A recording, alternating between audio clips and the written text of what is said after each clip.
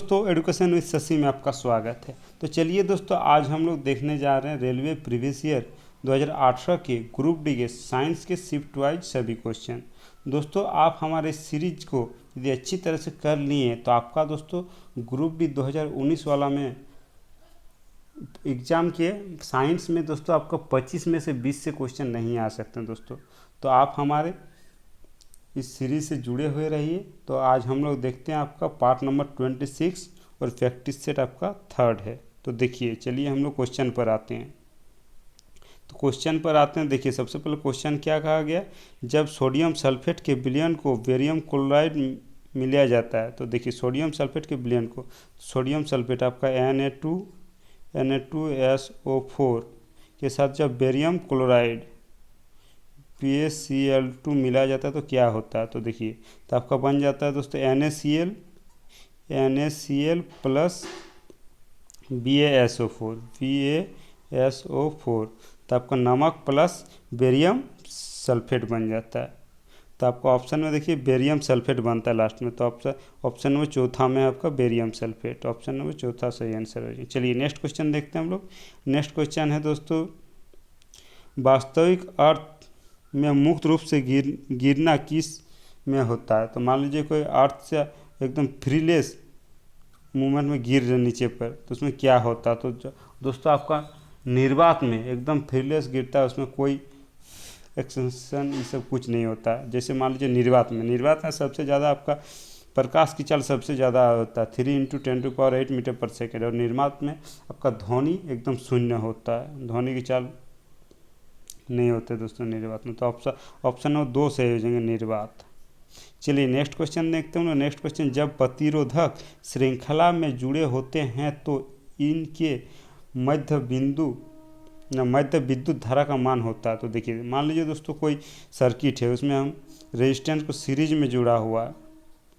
तो सीरीज में जुड़ा है तो कहा गया कि इसमें किस तरह का विद्युत धारा प्रवाहित होगा। तो सीरीज में जुड़ा रहने पर दोस्तों उसमें विद्युत धारा हमेशा समान पार होता है, हमेशा समान। तो ऑप्शन नंबर ए सही हो जाएंगे, समान।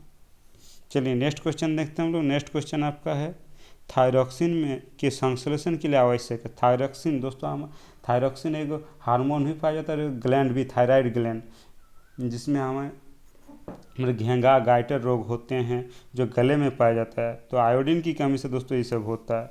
तो आयोडीन ऑप्शन नंबर 2 सही हो जाएंगे, आयोडीन की कमी से। तो चलिए नेक्स्ट क्वेश्चन देखते हैं हम लोग। नेक्स्ट क्वेश्चन है, मेंडल के नियम तब ही लोग होते हैं जब। तो देखिए मेंडल ने सबसे पहले आपका इस तरह रिसर्च किया था, कैपिटल टी और स्मॉल टी से। ये आपका शुद्ध लंबे पौधे, शुद्ध लंबे और ये है आपका शुद्ध बोने। जब ये सब को एक साथ जुगमित किया तो आपका इस तरह का निर्मित है। इसको हम लोग संकर लंबे कहते हैं, संकर लंबे। तो हमारे माता पिता एकदम शुद्ध प्रजनन के होते हैं, शुद्ध प्रजनन के होने चाहिए ये हमारे माता पिता। तो ऑप्शन नंबर ए सही हो जाएंगे, माता पिता शुद्ध प्रजनन हो। तो चलिए नेक्स्ट देखते हैं। आपका नेक्स्ट क्वेश्चन है आपका, जॉइंट पर हड्डी की सतह को मुलायम कौन बनाता है। तो जॉइंट की हड्डी की सतह को देखिए, सबसे सतह को मुलायम और लचीलापन एगो उसका काटी एज होते हैं। जैसे हमारे कान में, नाक के सामने, इसमें कार्टिलेज पाया जाता है दोस्तों, तो उसमें हमें मुलायम और सॉफ्ट होते हैं। तो जॉइंट में भी कार्टिलेज पाया जाता है। तो ऑप्शन नंबर ए सही हो जाएंगे, कार्टिलेज। चलिए नेक्स्ट देखते हैं हम लोग। नेक्स्ट, कैल्शियम सल्फेट हेमीहाइड्रेट का अन्य नाम क्या है। तो कैल्शियम सल्फेट का सूत्र क्या होता है, CaSO4।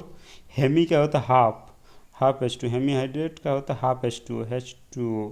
तो देखिए इसको CaSO4 हाफ H2O का हम लोग कहते हैं प्लास्टर ऑफ पेरिस। इसे हम लोग, इसका प्लास्टर ऑफ पेरिस का सूत्र होता है दोस्तों। हाफ की जगह अगर 2 हो जाए तो आपका जिप्सम का हो जाता है। तो इसमें हाफ है तो plaster of Paris, option number चौथा सही हो जाएंगे। चलिए नेक्स्ट क्वेश्चन देखते हैं हम लोग। नेक्स्ट क्वेश्चन है, एक वस्तु 4 सेकंड में 24 मीटर वो अगले 2 सेकंड में 15 मीटर दूरी तय करती है, तो वस्तु की औसत चाल। तो एवरेज वेलोसिटी आपका होते हैं total distance, average velocity equal to total distance by total time. तो टोटल डिस्टेंस का कितना हो गया आपका 39, 24 + 15, 39/6 6, तो इसको काटेंगे आपका 6.5 मीटर पर सेकेंड हो जाएंगे इसका आंसर। चलिए नेक्स्ट देखते हैं हम लोग। नेक्स्ट है आपका ओम के, हाँ, ओम के उपकरणों में धारा और वोल्टेज का ग्राफ कैसे बनता है, ओम्स लो, जिससे उसके होते हैं V = IR। तो इसको आपको V प्रोपोर्शनल टू I होते हैं, मतलब वोल्टेज और करंट आपका समानुपाती होते हैं। तो आपका उसमें ग्राफ इस तरह का बनता है दोस्तों। वोल्टेज बढ़ेगा तो ऑटोमेटिकली धारा भी बढ़ेगा, तो उसमें लीनियर बनता है दोस्तों इस तरह, उसको हम लोग लीनियर कहते हैं। तो ऑप्शन नंबर चौथा सही हो जाएंगे, लीनियर। चलिए नेक्स्ट क्वेश्चन देखते हैं। नेक्स्ट क्वेश्चन है किसके वर्गीकरण में 7 आवर्त वर्ग है दोस्तों, 7 आवर्त। तो 7 आवर्त दोस्तों आपका आधुनिक आवर्त सारणी में जो हेनरी मोसले ने दिया था, हेनरी मोसले ने 1913 को दिया था दोस्तों, जो आधुनिक आवर्त सारणी जानते हैं। तो ऑप्शन नंबर 2 आपका सही हो जाएगा, ऑप्शन नंबर 2। चलिए नेक्स्ट क्वेश्चन है दोस्तों आपका सबसे हल्की धातु कौन सी है दोस्तों, आपका लिथियम। ये सब जानते हैं, लिथियम हो जाएंगे सबसे हल्की धातु। चलिए नेक्स्ट देखिए, तो सीमेंट का मुख्य घटक क्या है, सीमेंट का मुख्य घटक। तो सीमेंट का मुख्य घटक देखिए, सीमेंट में आपका CaCO3, उसके बाद SiO2, उसके एल्यूमिनियम सिलिकेट AlSi, एल्यूमिनियम, ये सब होते हैं। तो आपका देखिए ऑप्शन में SiO2 और CaCO3 दोनों है, तो सबसे ज़्यादा आपका SiO2 पाया जाता है। चलिए नेक्स्ट देखते हैं हम लोग। नेक्स्ट है आपका इसका तो SiO2 हो जाएंगे इसके आंसर से, जो सबसे ज़्यादा पाया जाए। उसके बाद CaCO3। चलिए नेक्स्ट क्वेश्चन देखते हैं हम लोग। नेक्स्ट क्वेश्चन में आपका है एक तत्व का इलेक्ट्रॉनिक विन्यास 288 है, तो यह आधुनिक आवर्त सारणी में किस वर्ग से है।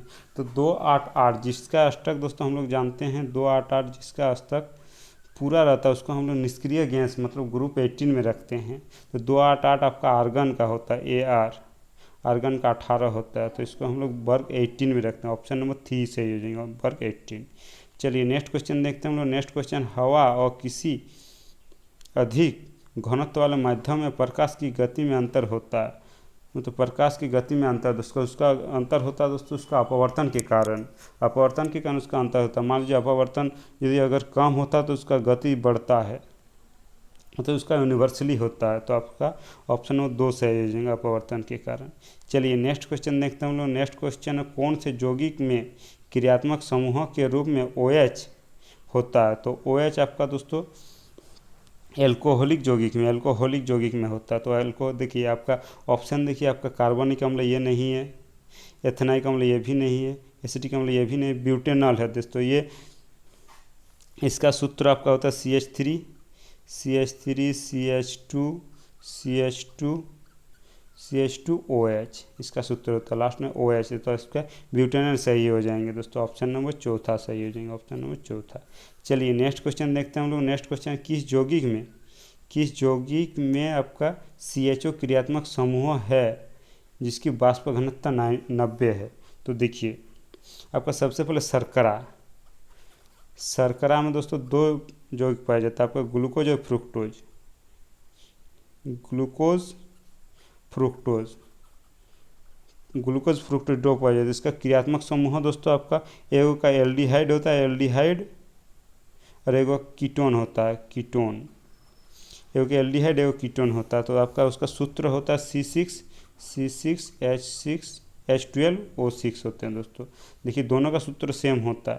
तो आपका ऑप्शन नंबर 1 में देखिए, ऑप्शन 1 में आपका C6H12O6 ये आपका एल्डिहाइड ग्रुप का है दोस्तों, एल्डिहाइड समूह। हाँ, ऑप्शन नंबर 1 सही हो जाएंगे। चलिए नेक्स्ट क्वेश्चन देखते हैं हम लोग।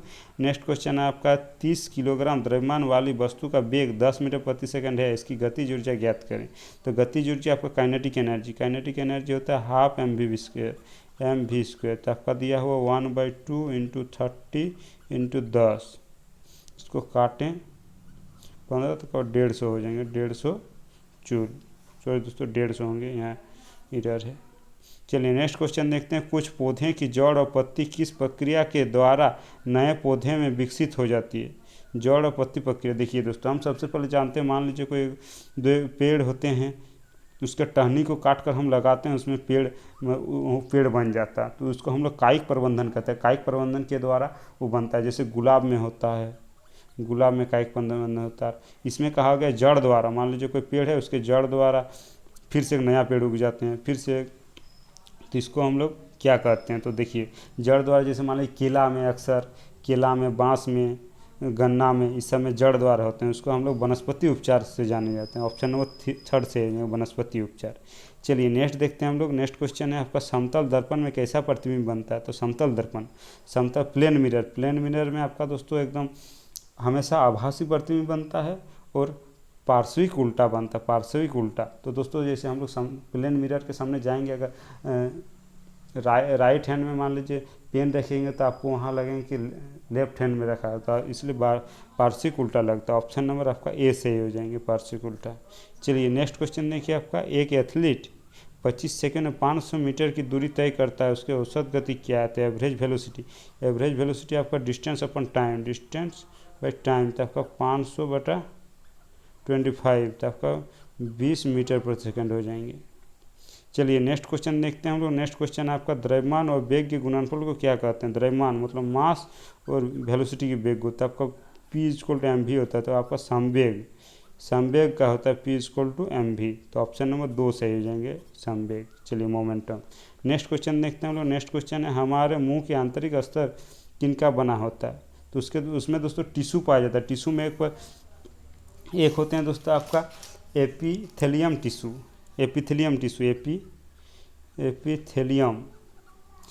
एपिथेलियम का कई भाग होते हैं, उसमें से एक भाग आपका होता है सरल स्क्वेमस उपकला उत्तक, एपिथेलियम उत्तक दोस्तों, सरल स्क्वेमस मतलब ये वाला होते हैं एपिथेलियम उपकला उत्तक, तो आपका ये आंसर हो जाएंगे। चलिए नेक्स्ट क्वेश्चन देखते हैं हम लोग। नेक्स्ट और आज का दोस्तों लास्ट क्वेश्चन देखिए, दिया गया है एक वस्तु 3 सेकंड में 25 मीटर, वो अगले 2 सेकंड में 15 मीटर की दूरी तय करती है, तो वस्तु की औसत चाल ज्ञात करें।